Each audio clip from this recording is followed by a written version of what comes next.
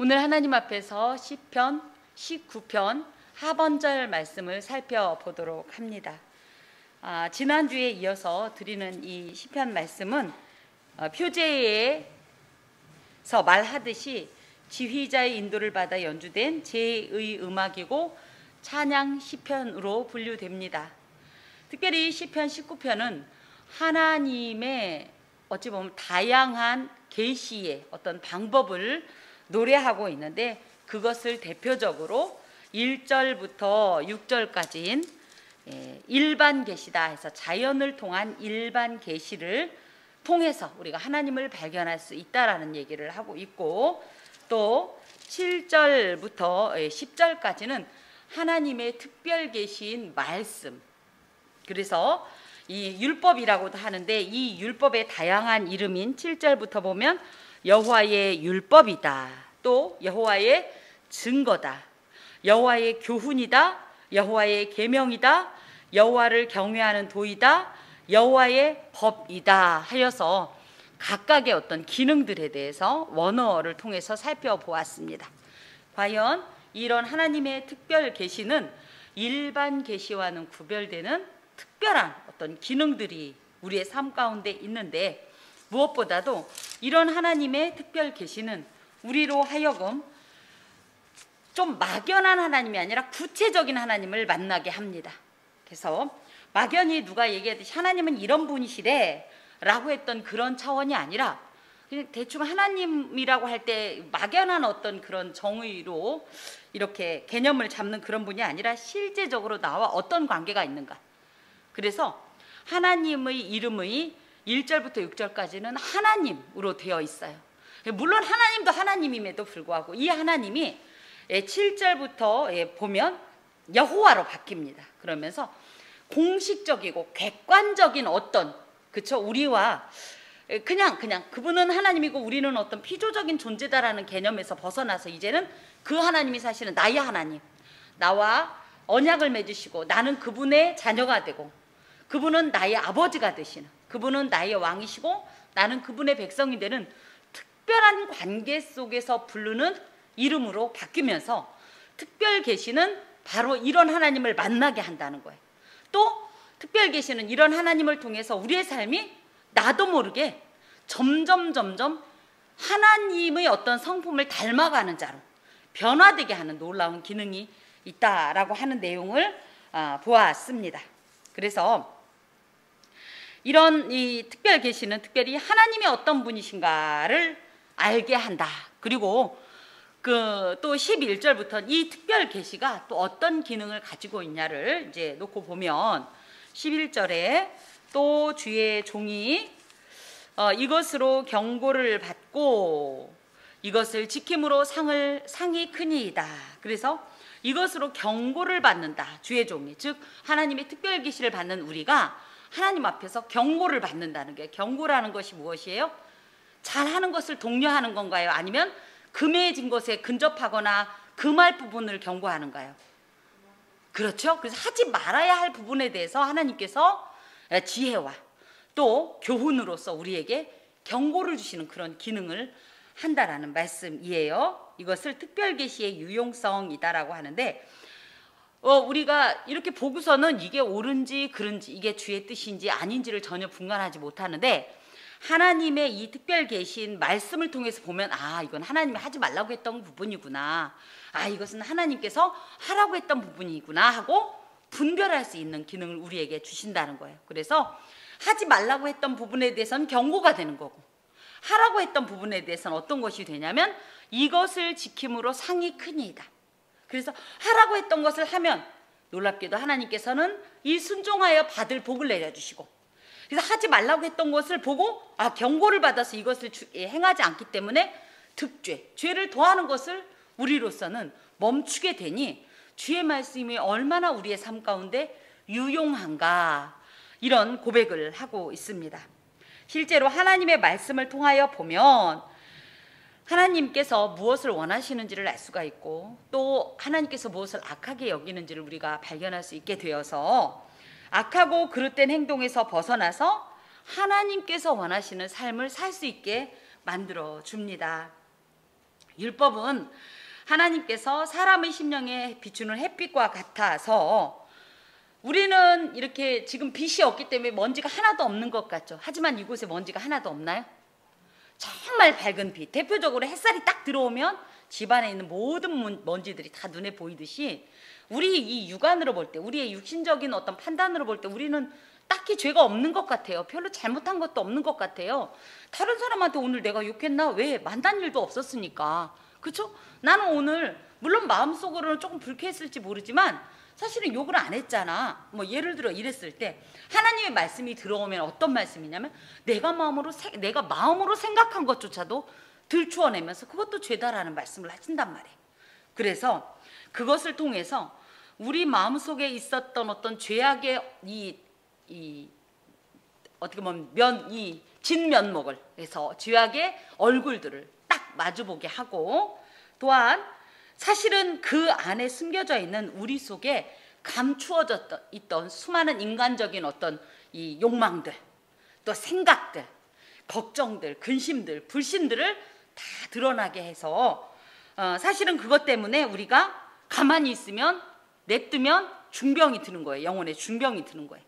영혼의 파멸이 이제 오게 되는데 오히려 그 전에 그것을 방지해 줌으로 그 파멸에 빠지지 않고 우리가 영적인 치유를 받게 하는 그런 기능을 주님의 율법이 주신다. 이것은 또 바꾸어 말하면 우리 스스로는 율법이 없으면 우리 스스로는 무엇이 잘못됐는지, 무엇이 잘 됐는지, 잘해야 되는지, 잘하는 건지도 전혀 분간할 수 없는 매우 어리석고 우매한 존재라는 이런 고백도 있습니다. 그래서 하나님의 말씀이 이렇게 내게 있으므로 나는 다행히 경고를 받아서 그 일을 금하고 또 하나님께서 권하시는 일을 행함으로 상도 받고 하는 이런 아주 유용한 일이 있습니다. 고백을 하면서 12절에 보니까 자기 허물을 능히 깨달을 자 누구리요. 실제로 이런 얘기를 하는 거예요. 사람 중에서는 하나님의 말씀에 거울이 있지 않으면 우리는 도무지 우리 자신의 허물을, 우리 자신의 잘못된 것을 알 수가 없다. 대부분이 그러지요. 내가 뭘 그렇게 잘못했길래 이런 표현을 하는데, 그런데 놀랍게 하나님의 말씀을 바꿔보면 가장 먼저 사실은 찾아지는 것이 무엇이에요? 나의 연약함, 나의 부족함. 사실은 내가 겉으로는 이렇게 행동했지만 내 속은 이랬다라는 것이 하나님 앞에서 자발적으로 다 내 입술로 고백이 되잖아요. 그런 것들에 대한 말씀입니다. 실제로 율법은요, 가장 먼저 무엇이 사실은 목적이냐면 우리가 죄인됨을 발견하게 하는 게 목적이에요. 그렇다고 해서 정죄하기 위한 기능이라는 것이 아니라 어찌됐든 죄를 발견해야 회개하고 하나님과의 관계가 회복이 되잖아요. 그런데 대부분은 율법에 비춰보지 않으면 우리 자신이 얼마나 악한지, 우둔한지, 미련한지, 연약한지를 전혀 알 수가 없다라는 거죠. 근데 율법을 만나서 보면 와, 난 이거 도대체 못하겠어.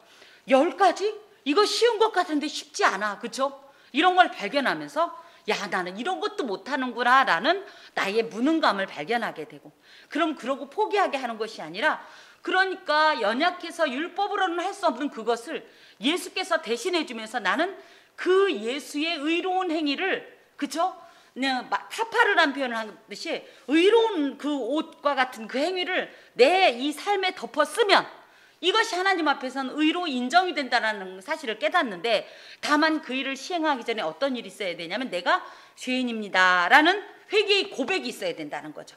이런 것들을 발견하게 되는 가장 기초적인 것이 사실은 뭐냐? 율법입니다. 그 율법을 지난 주일에도 잠깐 말씀드렸는데 너무 부정적인 것으로 볼 것은 아니에요. 물론 율법은 율법이 하나의 그림자라고 할 때 율법의 진짜는 예수님입니다. 예수님이 이 율법의 진짜인데 이것을 사람이 어떻게 흉내낼 수 없으니까 그나마 하나님께서 주신 것이 율법이에요. 이것을, 그런데 문제는 뭐예요? 이것은 하나의 모형이긴 하지만 이것을 잘 준행하면 그만큼 하나님의 나라와 많이 동행을 하는 건 사실입니다.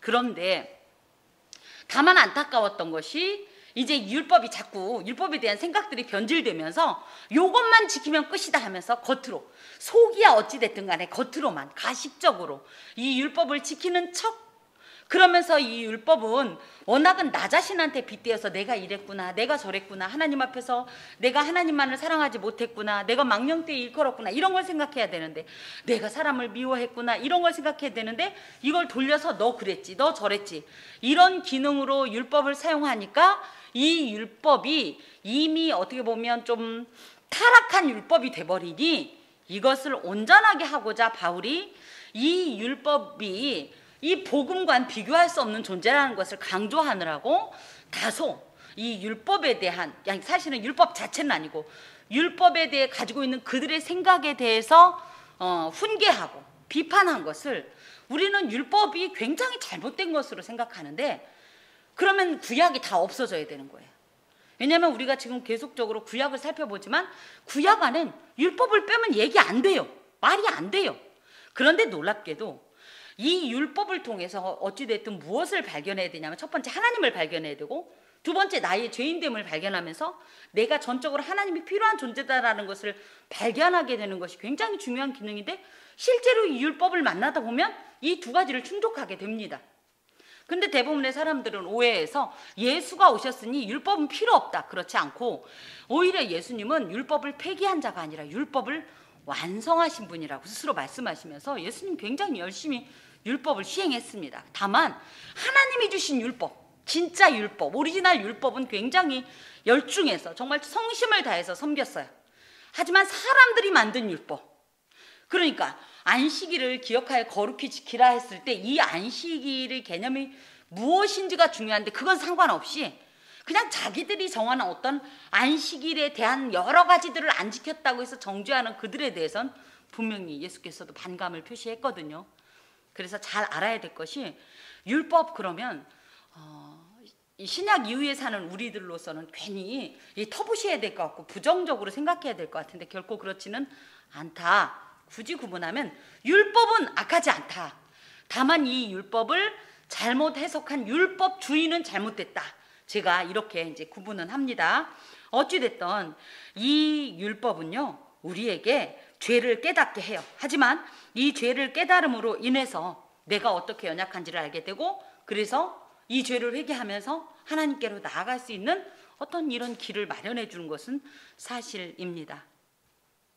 자, 인간 중에서는 자기가 죄인이라는 것을 스스로 깨달을 사람은 없다라는 거예요. 12절에. 거기다 대고 나를 숨은 허물에서 벗어나게 하소서. 이 말은 뭐냐면, 나는 죄를 짓긴 죄였는데 무엇이 죄인지 구분할 수 있는 능력도 없다라는 이런 자기 고백적인 표현입니다. 자, 숨은 허물이라는 표현은요, 자신이 미처 알지 못하는 죄로 우리가 왕왕 기도할 때 이런 표현을 해요. 내가 알고 지은 모든 죄, 모르고 지은 모든 죄. 그래서 저희가 사실 이게 죄인지 알면서도 그때의 상황에 따라서 때론 죄를 지었을 때가 있어요. 그런데 그때는 굳이 의도적이진 않았기 때문에 그 죄를 기억 못하는 경우가 있어요. 또 진짜 모르고 짓는 죄들이 있어요. 그런데 이런 죄까지도 율법을 통해서 우리 자신을 돌아보면 그것이 생각나고, 그래서 그것 때문에 하나님과의 관계가 멀어지고 막히면 안 되니까 이것에 대해서도 용서해 달라, 이런 고백이 이곳에 있습니다. 특히 또 주의 종에게 고의로 죄를 짓지 말게 하사. 자, 12절의 숨은 허물이라는 표현은 의도적이진 않아요. 무슨 얘기인지 알겠죠? 의도적으로 계획하고 지은 죄는 아니에요. 거의 다 우발적으로 지은 죄다라고 구분을 한다면, 13절에 고의로 지은 죄는 의도적인 죄예요.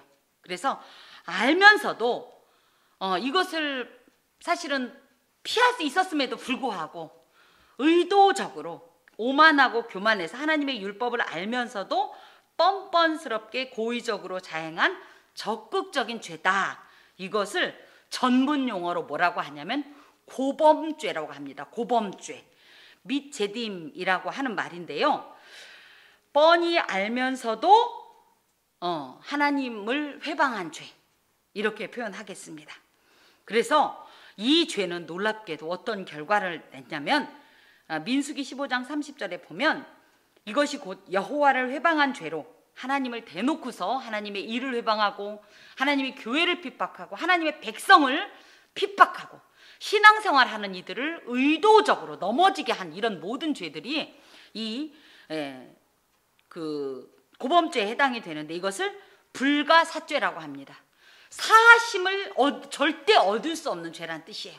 모든 죄가 용서받는 것은 아니다. 물론 이런 죄를 저질렀다가 나중에 하나님 앞에 회개하면 물론 용서는 받는다고 하지만, 굳이 그럼에도 불구하고 이 요한 1서 등에도 그렇고 요한 문서에서도 이 용서되지 않는 죄가 있다, 사형에 해당되는 죄가 있고 그렇지 않은 죄가 있다, 이렇게 표현할 정도로 이 불가사죄는 굉장히 아주 무섭고 죄질로 따지면 아주 안 좋은 죄입니다. 하나님께서 이 죄에 대해서 결코 간과치 않는데, 우리도 모르게 예수 믿는다고 하면서도 우리도 모르게 우리도 이런 고범죄를 지을 수 있다.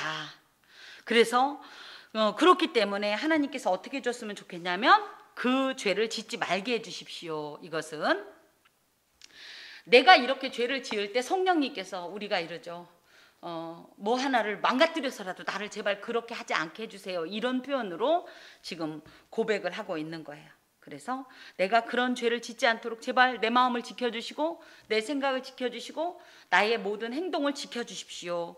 그 죄가 나를 주장하지 못하게 해주십시오. 그래서 우리가 생각할 때는 우리가 죄를 지는 것 같지만, 그 배후에 보면 누가 있냐면 그것이 있다라는 거야. 그 마귀가, 우리 그 창세기 4장에 보면, 4장 7절에 보면 가인과 아벨 이야기가 나오죠.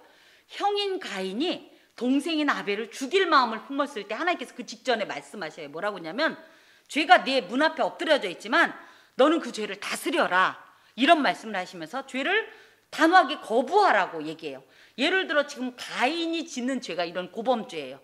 뻔히 하나님이 하지 말라고 한 걸 알면서도 그 감정을 이기지 못하고 그 계획을 철회하지 않고 의도적으로 짓는 이런 죄인데, 사실은 인간은요, 죄가 내 속에부터 원래 있었다라기보다, 물론 원죄에 대해서는 조금 조심스럽지만 어찌됐든 이 죄는 자꾸만 내 속에 있는 죄의 플러스 극과 밖에 있는 어떤 또 다른 죄의 마이너스 극이 짠 하고 만나면 죄의 결과로 이어지는 경우가 많기 때문에, 얘가 플러스고 얘가 마이너스니까 어때요? 얘가 마이너스가 밖에서 막 부르면, 죄를 지으라고 부추기면 내 안에 있는 플러스가 어떻게 될까요? 막 요동하면서 둘이 딱 연결해서 뭔가를 하고 싶을 거란 말이죠. 그럴 때 어떻게 해라?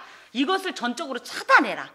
이것을 뭐라고 하냐면, 죄가 너를 주장하지 못하도록 네가 죄를 다스려라, 이런 말씀을 하시는데, 내가 그렇습니다 하나님, 나는 연약해서요 정말 이 고범죄, 죄 사함을 절대 받을 수 없다는 걸 알면서도 죄 앞에서는 자꾸만 넘어질 수밖에 없는 존재입니다. 그런데 그럴 때마다 이 죄의 플러스 죄, 소위 말하면 플러스 양극인 이 죄가 음극인 밖에서 부르는 이 죄의 부름에 막 응답하게 될 때, 나로 하여금 이 죄를 단호하게 주장하고 거부할 수 있도록 그런 어떤 힘을 주십시오. 이것이 이런 기도입니다. 사실은 우리가 하나님께서 대부분의 어떤 죄를 지을 때 우리는 잘 인지하지 못할 수 있지만 언제든지 그건 아니지라는 말씀을 사실 하셔요. 근데 그게 우리의 어떤 죄에 대한 욕구가 워낙 강하기 때문에 우리가 짐짓 그것을 좀 무시하고 못 들은 척하고 못 알아들은 척은 합니다만, 분명히 그 순간에는 하나님께서는 이건 아니라는 음성을 사실은 세미하게라도 반드시 주십니다. 그럴 때 지혜로운 자는 얼른 그 음성을 붙잡는데, 대부분이 우리는 우리를 사랑하기 때문에 우리의 요구대로 그냥 죄를 짓게 되곤 합니다. 그럴 때 그러지 않도록 도와주십시오, 이런 고백입니다. 하나님의 말씀을 통해서 우리는 그것이 죄인 줄 분명히 알게 됐어요. 그런데도 이 죄를 범하는 나의 어떤 육신적인 부패한 본성 때문에 죄를 짓게 되는데, 그렇지 않도록 제발 좀 매번 도와주십시오. 왜요? 죄를 짓고 하나님 앞에 다시 돌아오면 그 부끄러움이란 말할 수가 없고, 그 처참함, 무엇보다도 하나님께서 이것 때문에 얼마나 마음이 아프실까, 내게 얼마나 실망하셨을까라는 생각 때문에 참으로 눈물이 앞을 가릴 수밖에 없는데, 그런 상황이 반복될 때는 나도 이제 민망해서 회개하기도 어려운 거예요. 그 죄를 계속 고백하게 되니까. 그러니 그런 죄를 짓지 않도록 좀 도와주십시오, 이런 기도를 합니다. 그리하면 내가 정직하여 큰 죄가에서 벗어나겠나이다. 이 정직이라는 말이 그냥 거짓말을 안 한다라는 뜻이 아니라 에타맘이란 말로 사실은 언약 백성으로서 하나님과의 올바른 관계에 있는 어떤 이런 상태를 말해요. 그래서 정직하다는 거, 하나님과 나 사이에 아무런 거리낌이 없는 그런 관계, 나는 그런 관계이고 싶습니다. 그러면 어때요? 하나님과 올바른 관계가 있으면 죄가 아무리 나를 건드려도 요동치 않을 거니까 나는 더 이상 죄의 올무에 매이지 않을 겁니다. 그러니 제발 하면서 하나님 앞에 이런 기도를 드립니다. 이 죄에 대해서 정리한 어떤 이 교리 문답의 이 해설서가 있어서 제가 좀 가져와 봤습니다.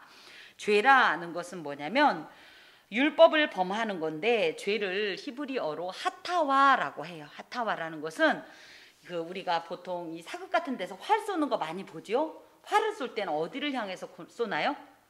관역을 향해서 쏘죠.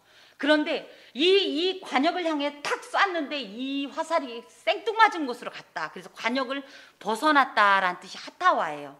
그럼 인간이 이 화살을 쏘는 그 관역, 인간이 살아야 할 그 관역은 무엇이었을까? 하나님께 영광을 돌리는 길이거든요. 그런데 하나님께 영광을 돌리는 길로 마땅히 가야 할 인간이 그 길을 가지 않고 길을 벗어난 상태가 됐다라는 것이 이 죄의 하타와라는 것으로, 그렇기 때문에 이것이 결과적으로 보면 율법을 범한 상태가 되는 거예요. 그래서 죄를 뭐라고 하냐? 율법을 범했다 이렇게 얘기하고요.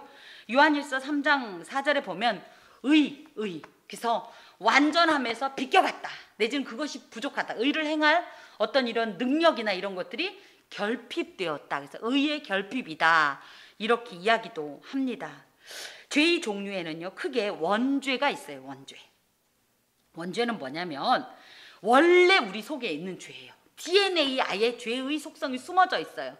이 시초가 어디 있냐 하면 우리의 시조인 아담이 타락하면서 그때부터 들어온 이 죄가 전 인류의 DNA 속에 아예 있어요. 들어있어요.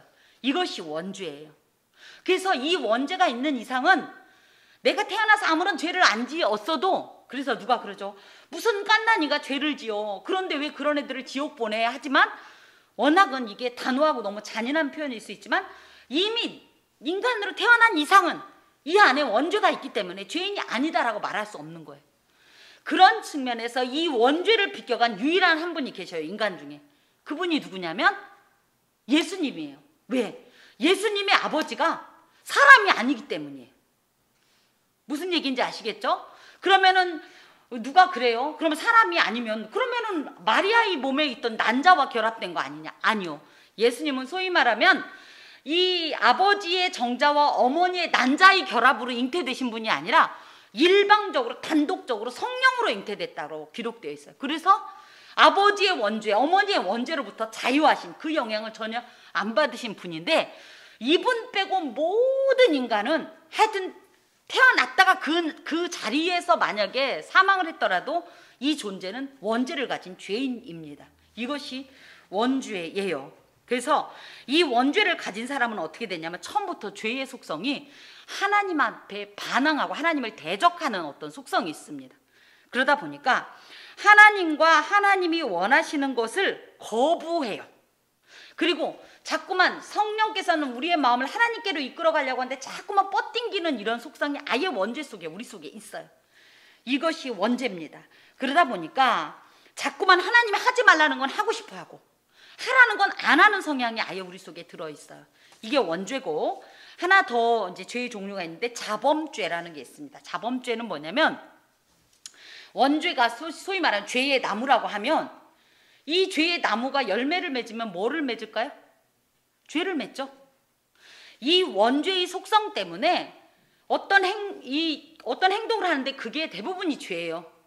이 죄의 결과, 원죄의 결과가 자범죄입니다. 그래서 이 원죄가 있는 존재는 자꾸만 율법에 반대되는 행동을 하고 악한 일을 생각하고 그것을 계획하고 그것을 즐겨하고, 그러면서 오히려 하나님께서 행하라고 했던 선한 건 거부하게 만드는 이 속성들이 있는데, 결국은 그렇게 살다 보니 죄가 죄를 낳는 거예요. 그래서 원죄가 자범죄를 낳는 거예요. 이 자범죄가 또 그래서 죄에 저희가 완전히 뒤범벅이 될 수밖에 없는 이런 존재로 만들어지는 것이 크게 말하면 이제 원죄를 시작해서 자범죄까지 우리를 뒤덮어 버리는 겁니다. 특별히 이제 이 자범죄 속에는 또 어떤 죄가 있냐 했더니 크게 네 가지로 나눈다고 합니다. 지배당하는 죄다. 그래서 이거는 뭐냐면 아까 죄를 다스리라는 표현을 했죠. 여기에 보면 나를 13절에 그 죄가 나를 주장하지 못하게 하소서 이렇게 얘기했는데 얼마든지 우리는 성령의 능력으로 죄를 다스릴 수가 있어요. 악한 일을 하고 싶어도 그것을 성령을 의지해서 우리는 그걸 근절할 수가 있는데 그걸 안 하는 거예요. 그래서 그냥 죄에 대해서 그냥 아무 감각 없이 그냥 죄가 하라는 대로 하는 거예요. 이것이 지배당하는 죄다 이렇게 얘기하고, 이거하고는 반대로 지배당하지 않는 죄가 있습니다. 이건 뭐냐면 죄인이에요. 나도 똑같이 지배당하는 죄를 지은 너도 죄인 나도 죄인인데 이 죄인은 그냥 주장하지 않을래, 죄가 시키는 대로 할래 그랬다면 나는 그래도 내가 하나님을 믿는 사람인데, 율법을 아는 사람인데, 말씀을 받은 사람인데, 성령이 내주하시는 사람인데 내가 이 죄에 맥없이 끌려갈 수는 없다라고 하면서 죄에 대해서 거부하고 죄에 대해서 반항하면서 이 죄를 이기려고 거부하는, 그래서 지배당하지 않고 이 죄를 오히려 주장하는 그런 어떤 사람들을 말합니다. 그렇다고 해서 이 사람이 완전히 의인이라고 할 수는 없지만 그러다 보면 때로는 실패도 해요. 그렇죠? 100% 나는 죄에 대해서 1절 하나님을 믿은 뒤로 다시는 죄를 안 지었다는 사람은 없어요. 하지만 늘 내 마음에 이 죄에 대해서 막 거부하려고 몸부림을 치는 사람들은 물론 죄를 짓긴 하지만 그런 사람들은 그래도 하나님께서 영원한 죽음으로 이끌어 가지 않도록 성령을 통해서 자꾸만 권면하시고 회개의 길로 이끄시는 이런 구분점이 있습니다. 자, 또 양심을 거스르는 죄라는 게 있는데요. 하나님의 뜻을 알면서도 계획과 목적을 갖고서 고의적으로 범하는 죄를 양심을 거스르는 죄라고 해요. 이게 이제 첫 번째 지배당하는 죄하고 약간 비슷하긴 한데 이제 그 예를 보니까 다윗이 이 밧세바와의 간음이 분명히 아니라는 것을 알면서도 자기의 죄의 욕구가 너무 강하니까 그것을 짐짓 무시하고 죄를 지었죠.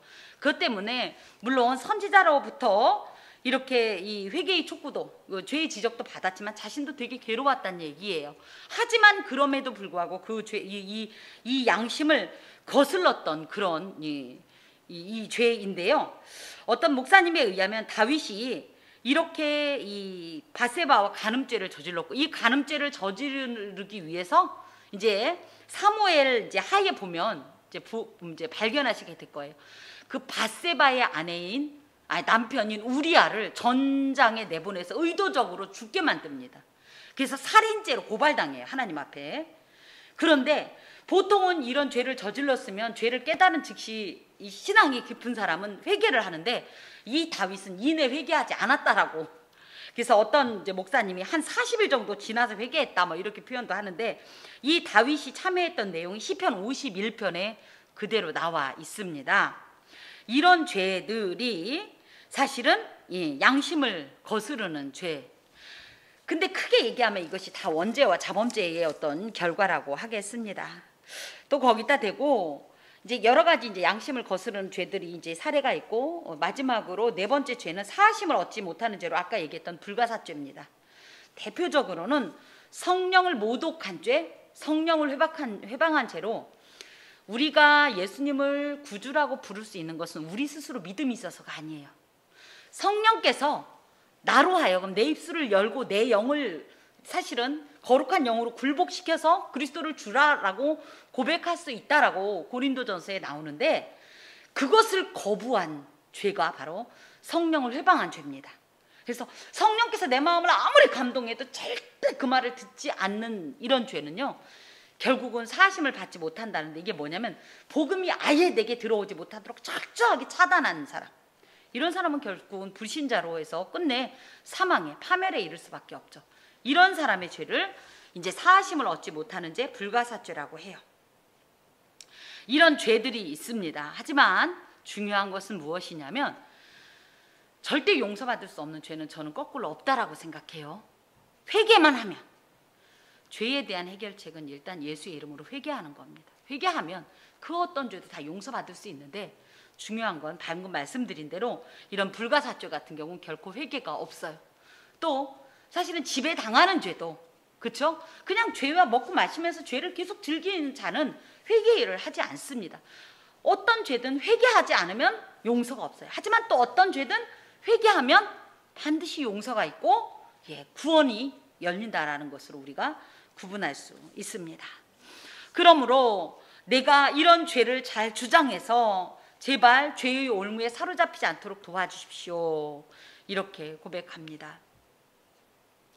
시편 19편을 전체적으로 보면 1절에서부터 6절까지는요. 자연 만물을 통한 하나님의 일반적 계시를 보게 돼요. 그죠? 그리고 또 7절부터 10절. 그래서 하나님의 말씀이 오죽하면 인간이 가장 고귀하게 생각하는 순금과 같고 가장 맛있다고 표현할 수 있는 송이꿀과 같이 그렇게 값진 어떤 그런 존재인데 이런 어떤 그래서 신앙이 시작됐을 땐 처음엔 하나님을 조금 막연하게 보지요. 아, 하나님 좋은 분, 하나님 참 그죠? 선하신 분, 사랑이 많으신 분 이렇게 보다가 점점 하나님을 알수록 어떤 일이냐면 아, 이 말씀이 나를 어떻게 인도하는지를 보게 돼요. 난 전에는 이런 사람이었어. 그런데 자꾸 하나님의 말씀이 들어오니까 나를 이쪽으로 이렇게 하나님께로 인도하네. 이런 걸 보면서 그럴 때 사실은 신앙의 절정이라고 할 것 같으면 죄의 문제와 직면하게 만듭니다. 그래서 처음에 하나님을 신앙할 땐 하나님은 그냥 막연히 좋은 분인 것 같아요. 그러다가 신앙이 조금씩 깊어지면서 이 핵으로 하나님의 신앙이라고 하는 핵으로 점점 가까이 갈수록 무엇을 발견하게 되냐면 나의 죄에 대해서 그러면서 나의 죄에 대해서 심각하게 고민하면서 이 죄를 해결할 것이 무엇인가를 고민하게 되죠. 그런 의미에서 하나님의 계시는 막연히 내가 하나님이다 이것만 보여주는 게 아니라 진짜 하나님의 모습과 함께 그 하나님과 이 교제할 수 있는 어떤 통로를 확보하는 방법을 이 하나님의 계시가 이렇게 우리에게 마련해 준다라고 볼 수 있습니다. 그래서 처음에 이 신앙생활을 시작했던 사람들은 하나님을 그냥 막연히 하나님으로 본다는 거예요. 쉽게 말하면. 그러다가 이분이 어느 날부터 그냥 하나님이 아니라 내 하나님이 되는 거예요. 그래서 여호와가 되는 거예요. 그래서 하나님과 개인적이고 친밀한 관계로 들어갑니다. 그러다가 어느 날 보니까 이 거룩하신 하나님을 제대로 만나면 나는 그 하나님에 비해서 너무 그 하나님 앞에 가까이 갈 수조차 없는, 그래서 우리 집사님 저번에 그 말씀 하셨지만 나 같은 게 뭔데 라는 표현이 딱 나오는 거예요. 그 안에는 나의 연약함, 나의 무지함, 나의 이 죄된 속성들을 발견하게 됐다라는 거예요. 그러고 나면 이것을 정말 거부하면서 하나님의 뜻대로 살기 위한 몸부림이 시작되는데 이걸 전문 용어로 성화라고 합니다. 그러면서 자꾸만 거룩해지려고 몸부림치게 만드는데 하나님이 굳이 하나님을 보여주시는 이 계시는 결국은 하나님의 백성으로 우리가 살아가게끔 하기 위해서 계시를 보여주는 것이에요. 계시하시는 것이에요. 당신을 보여주는 거예요. 그 대표적인 것이 이제 말씀이 되겠고, 그렇죠? 또 여러 가르침이 되겠고, 또 어떤 때 감동이기도 하죠. 나는 생각도 안 하고, 그렇죠? 생각도 안 하고 길을 갔는데 내지는 알지도 못했는데 예전에 그 말씀 알지도 못했는데 저번에 읽을 땐 그런 내용인지 몰랐는데 이번에 보니까 어머 이게 이 내용이었어 하고 확 들어오는 거죠. 이러면서 정말 우리의 신앙이 점점 강화가 되고 이 신앙이 강해지면서 견고해서 누가 와서 무너뜨리려고 해도 넘어지지 않게 되는 이런 상태로 인도하는 것이 하나님의 이 계시의 귀한 기능이기도 하고 목적이기도 합니다. 그래서 이제 마지막으로 고백해요. 나의 반석이시오. 하나님은 나의 반석이시다라는 표현은 하나님이 절대 흔들리지 않고 깨지지 않고 부서지지 않고 사실은 완전하게 나를 보호하시는 전능자란 뜻이에요. 그런데 이것은 주로 뭐냐면 외부로부터 오는 이 적의 공격에 대해서 나를 이렇게 지켜주시는 분이란 뜻이고, 더하여서 나의 구속자라는 표현에는 고엘이란 말이 있어요. 나는 그런 은혜를 받을 자격이 없는데 난 상상할 수 없는 하나님의 특별한 은혜가 임했다라는 뜻으로 이제 고엘이라는 전문 용어는 우리가 룻기를 통해서나 왕왕 이제 율법서를 통해서 이제 발견을 하게 될 건데, 이렇게 하나님하고 이 가까운 관계가 됐다라는 것이 고엘이에요. 저번에 한번 그걸 했을 거예요. 친족이란 표현을 하면서 내 친척이 어떤 일을 당했을 때 내가 그 친척의 이름으로 누군가한테 복수를 할 수도 있고 땅을 되찾을 수도 있고 빚을 갚아줄 수도 있고, 이것이 이제 친족이란 뜻인데, 이것을 이제 히브리어로는 고엘이라고 하고, 여기서 구속자라는 표현은 내가 그만큼 하나님하고 가깝다. 그래서 원수 마귀에게 내가 생명을 빼앗겼더니 예수 그리스도를 통해서 복수해 주시고, 내가 영원한 땅인 에덴 동산을 뺏겼더니 예수 그리스도를 통해서 에덴 동산을 회복시켜 주시고, 뭐 이런 자유를 빼앗긴 죄의 종이 되었더니 예수 그리스도 통해서 자유를 얻게 하시고, 이것이 구속자란 뜻인데, 이것은 이렇게 친밀하신 이 하나님과의 관계는 어떤 것을 의미하냐면, 내 속에 있는 나만 아는, 나와 하나님만 아는 죄에 대해서도 관여하시는 하나님이라는 거예요. 그리고 그 문제를 해결해 주시는 분이라는 거예요. 그런 하나님 앞에 내 입의 말과 마음의 묵상이, 그래서 내가 하는 모든 외적인 활동들과 마음의 묵상은 내적인 모든 또 생각들을 다 하나님 앞에 올려드리고 싶습니다. 그런데 가만히 생각하면 우린 이런 고백을 할 수 있을까요? 내가 생각하는 모든 것을 하나님 앞에 올려드릴 수 있겠어요? 괜찮나요? 저는 달라고 하면 참 고르느라고 한참 걸릴 것 같은데, 골라도 몇 개 나오지도 않을 것 같은데, 그렇죠? 하지만 거꾸로 얘기하면 이것은 하나님 앞에 내가 이런 주님의 귀한 말씀, 하나님의 이 증거의 말씀을 받아서 이것을 내 삶의 기준으로 삼고 길로 삼고 하면서 하나님 앞에 로마서 12장에서 기록한 대로 하나님께서 기뻐하시는 거룩한 산 제사로 이 제물을 올려드리고 싶습니다. 그만큼 내가 온전해지고 싶습니다. 내지는 온전하게 도와주옵소서. 이런 간구로 시편 19편의 말씀을 마무리합니다. 하나님께서는 당신을 계시하는 목적이 결론적으로는 하나님을 알게 하는 것이고, 하나님을 알게 되면 자연히 우리는 그 하나님의 비추인 우리 자신의 모습을 보면서 우리가 죄인이라는 것을 알게 됩니다. 그러고 나면 여기서 멈추는 것이 아니라 이 죄를 해결하기 위해서 하나님 앞에 지혜를 구하고, 그때 회개라는 방식을 통해서 우리의 죄를 용서받고 해결받고, 그리고 나서 많은 것이 아니라 그러면서 누구를 만나게 되냐면 복음이신 예수 그리스도를 만나서 구원에 이르게 하고자. 성경을 제대로 읽으면 정말 얘는 왜 이래 정도가 아니라, 야, 이걸 보는 하나님은 얼마나 기가 막힐까. 그런데 조금 더 나가면 어떻게 됐냐면, 그게 사실은 누구다? 나다. 여기에 있는 이 사람, 이 어이없는 행동을 누가 했냐? 알고 보니 내가 했다. 이렇게 발견하게 되는 거예요. 그러면서 이 하나님의 율법을 통해서 나의 그런 부족한 것을 자꾸만 온전케 하나님의 말씀을 붙잡고 하다 보면 하나님께서 원하시는 귀한 하나님의 백성으로 거듭나게 되는 것이 이 교훈의 목적이 되겠습니다. 또 하나님 계시의 목적이 되겠습니다. 이 귀한 계시를 받은 우리가 그러므로 결론적으로는 이 11절에서부터 14절의 이 다윗의 고백과 같이 죄에서 벗어나서 하나님 앞에 거룩한 산 제사로 드려지는 온전한 희생 제물이 되기를 꿈꾸는, 또 그것을 소망하여 하나님께서 기뻐 받으시는 삶이 될 수 있기를 간절히 권합니다. 기도하겠습니다. 하나님의 계시의 말씀이 궁극적으로 하나님을 알게 하시려는 것이고, 그것을 통하여서 우리의 삶을 온전케 하시기 위함이라는 것을 다시 한번 생각하면서, 어찌되었든지 부족하지만 내 모든 입술의 말과 마음의 묵상이 하나님께 온전히 연락되기를 소망하오니 우리의 삶을 주관하여 주시옵소서. 성령으로 더욱 거룩한 길로 인도하시고 우리를 지도하시며, 미련하여 알지 못하고 어두워 보지 못하는 우리의 모든 실상을 깨달으면서 하나님 앞에서 온전하여지기를 꿈꾸고 소망하며 하나님이 기뻐하시는 거룩한 산제사 드리는 자 되게 하여 주옵소서. 예수 그리스도의 이름으로 기도하오며, 여호와는 내게 복을 주시고 너를 지키시기를 원하며, 여호와는 그의 얼굴을 내게 비추사 은혜 베푸시기를 원하며, 여호와는 그 얼굴을 내게로 향하여 드사 평강 주시기를 원하노라. 아멘.